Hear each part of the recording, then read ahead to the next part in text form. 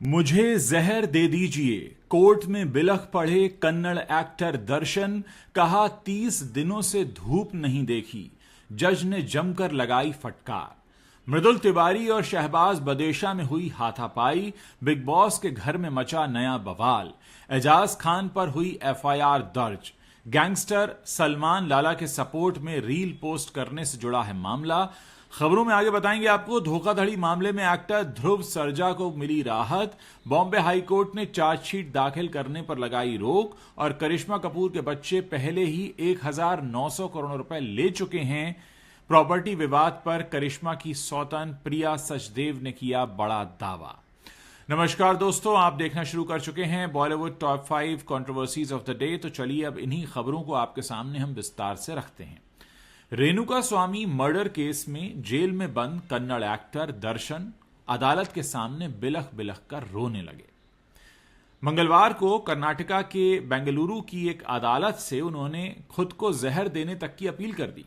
Video conferencing के जरिए अदालत के सामने पेश हुए दर्शन थुगुदीपा ने अपनी बिगड़ती सेहत का हवाला देते हुए जेल ट्रांसफर की अपील की थी, जिसे कोर्ट ने खारिज कर दिया। दर्शन ने सुनवाई के दौरान अदालत में रोते हुए कहा कि उनकी हाथों में फंगल इन्फेक्शन हो गया है और उन्होंने 30 दिनों से धूप नहीं देखी है। दर्शन ने परप्पना अग्रहारा केंद्रीय कारागार से खुद को बल्लारी जेल ट्रांसफर किए जाने के लिए याचिका दी। वो रेणुका स्वामी नाम के एक अपने फैन की हत्या के मामले में आरोपी हैं, जिसने कथित तौर पर दर्शन की करीबी को स्टार पवित्रा को कुछ अश्लील मैसेज भेजे थे। दर्शन पर पवित्रा गौड़ा और कई अन्य लोगों के साथ मिलकर 33 साल के रेणुका स्वामी का अपहरण करने, उसे निर्दयता से पीटने और फिर हत्या करने के आरोप हैं। मंगलवार को city civil and session court hall 64 में एक हाई वोल्टेज ड्रामा देखने को मिला। Actor Darshan video conferencing link के जरिए पेश हुए और दावा किया कि जेल के अंदर रहने की उनकी स्थिति असहनीय है।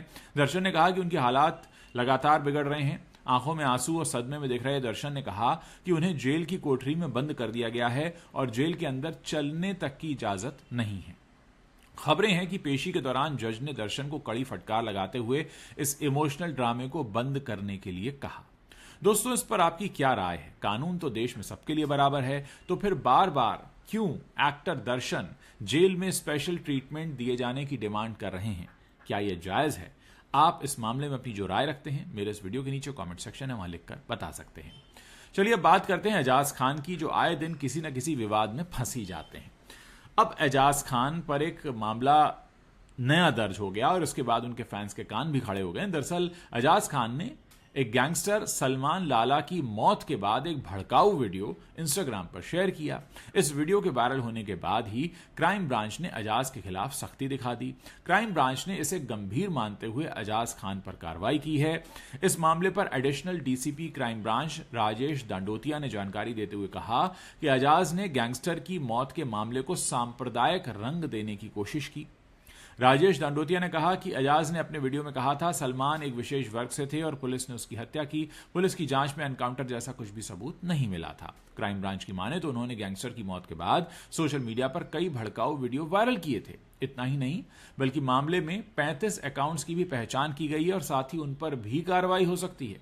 दोस्तों, एजाज खान पर यह कार्रवाई आपके लिए भी नसीहत है कि अगर आप सोशल मीडिया पर कोई भी वीडियो ऐसा अपलोड कर रहे हैं जिससे सांप्रदायिक सौहार्द बिगड़ता हो, तो आप सावधान रहें, क्योंकि सोशल मीडिया के अंदर अब बड़ी ताकत है, वो लोगों के बीच तेजी से फैलता है। बात करते हैं करिश्मा कपूर की। करिश्मा कपूर के दोनों बच्चे समायरा और कियान कपूर ने अपनी सौतेली मां प्रिया सचदेव के खिलाफ कोर्ट में एक केस किया था, जिसमें उन्होंने संजय कपूर की संपत्ति हड़पने का उन पर आरोप लगाया था। इसके बाद से विवाद तेजी से फैल रहा है। संजय कपूर की मौत के बाद उनकी 30,000 करोड़ रुपए की संपत्ति पर बड़ा बवाल खड़ा हो चुका है। चाहे करिश्मा कपूर के बच्चे हों या संजय कपूर की मां, हर किसी ने संजय कपूर की तीसरी पत्नी प्रिया सचदेव पर आरोप लगाए हैं। अब प्रिया सचदेव के जो वकील हैं, उनका एक बड़ा बयान आया है। दिल्ली हाईकोर्ट में उन्होंने बयान दिया, जिसमें बताया गया कि समायरा और कियान को पहले ही कुछ पैसे दे दिए गए हैं। प्रिया सचदेव के वकील का कहना है कि रानी कपूर ट्रस्ट की तरफ से करिश्मा कपूर के बच्चों कियान और समायरा को पहले ही 1900 करोड़ रुपए दिए गए हैं। उन्होंने यह भी दावा किया कि इतनी संपत्ति देने के बाद अब वो क्या चाहते हैं। उन्होंने दायर की गई शिकायत का खंडन करते हुए कहा कि बच्चों ने गलत इल्जाम लगाया है कि हमें कुछ नहीं मिला। इतना ही नहीं, उनके वकील ने प्रिया की तरफ से यह भी कहा है कि हमें संजय कपूर की आत्मा के प्रति थोड़ी संवेदना रखनी चाहिए। बीते 10 सितंबर की सुनवाई में जस्टिस ज्योति सिंह ने प्रिया से सीधे सवाल किया कि उन्होंने वसीयत की एक कॉपी बच्चों के साथ शेयर क्यों नहीं की।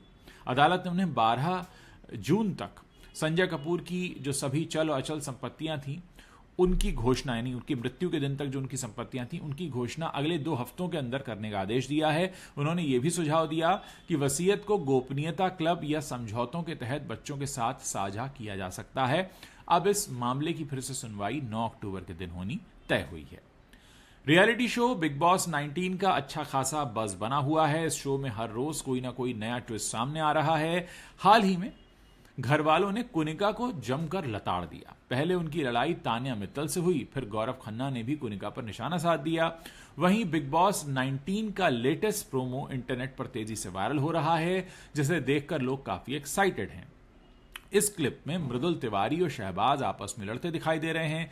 क्लिप में जीशान कादरी टीचर बनकर सबको घर में पढ़ाते दिख रहे हैं। इस दौरान कुनिका जीशान से फ्लर्ट करती नजर आई। वहीं बशीर अली ने भी फरहाना से जमकर मजाक मस्ती की। इस क्लिप में शहबाज बदेशा और मृदुल तिवारी की गंदी लड़ाई भी देखी गई। इस पर मृदुल के फैंस जमकर रिएक्ट करते हुए शहबाज की क्लास लगा रहे हैं। आपको बता दें कि बिग बॉस 19 का ये लेटेस्ट प्रोमो इंटरनेट पर लोगों के बीच काफी चर्चा का विषय बना हुआ है।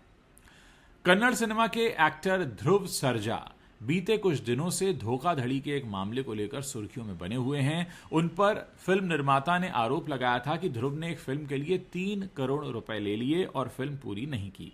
इस मामले में ध्रुव सर्जा के खिलाफ प्रोड्यूसर ने पुलिस में शिकायत दर्ज कराई थी। हालांकि अब इस मामले में ध्रुव को थोड़ी राहत मिल गई है और बॉम्बे हाईकोर्ट ने मंगलवार को मुंबई पुलिस को ध्रुव के खिलाफ मामले में चार्जशीट दाखिल करने से रोक दिया। इस मामले में चीफ जस्टिस चंद्रशेखर और न्यायमूर्ति गौतम अश्विनी अनखड़ की खंडपीठ ने कहा कि अदालत की इजाजत के बिना ध्रुव सर्जा के खिलाफ चार्जशीट दाखिल नहीं की जा सकती। आपको बता दें कि ध्रुव के खिलाफ मुंबई के निर्माता निर्देशक राघवेंद्र हेगड़े की शिकायत के बाद मामला दर्ज किया गया था। राघवेंद्र हेगड़े ने अपनी शिकायत में बताया था कि साल 2016 से साल 2018 के बीच उन्होंने द सोल्जर नाम की फिल्म के लिए ध्रुव को 3 करोड़ रुपए दिए थे, लेकिन ये फिल्म बन नहीं पाई। सर्जा ने ना ही फिल्म पूरी की, ना ही ली गई रकम को लौटाया। उन्होंने ध्रुव सर्जा पर धोखाधड़ी और विश्वासघात का आरोप लगाया था। साथ ही कहा कि इतने सालों में 18% सालाना ब्याज के दर के हिसाब से अब इसका जो घाटा है वो बढ़कर उनका 9 करोड़ रुपए से ज्यादा का हो गया है और उनको ये पैसा वापस मिलना चाहिए। बहरहाल दोस्तों, ये 5 कंट्रोवर्शियल खबरें हैं जो फिल्म इंडस्ट्री की तरफ से आ रही हैं। अगर आप हमारे वीडियो को पसंद कर रहे हैं या कुछ सुझाव देना चाहते हैं या आप हमारे प्लेटफॉर्म पर कुछ और कंटेंट देखना चाहते हैं, अपनी सारी बातें आप खुलकर ये जो वीडियो के नीचे कमेंट सेक्शन है वहां लिख सकते हैं। मुझे आपके कमेंट्स पढ़ने का इंतजार रहेगा। अगर आप चैनल पर नए हैं और आपने हमारे चैनल को अभी तक सब्सक्राइब नहीं किया है तो आप अभी इसी वक्त हमारे चैनल को सब्सक्राइब कर सकते हैं ताकि जब भी हम कोई नया वीडियो पोस्ट करें उसकी जानकारी आप तक तुरंत पहुंच सके।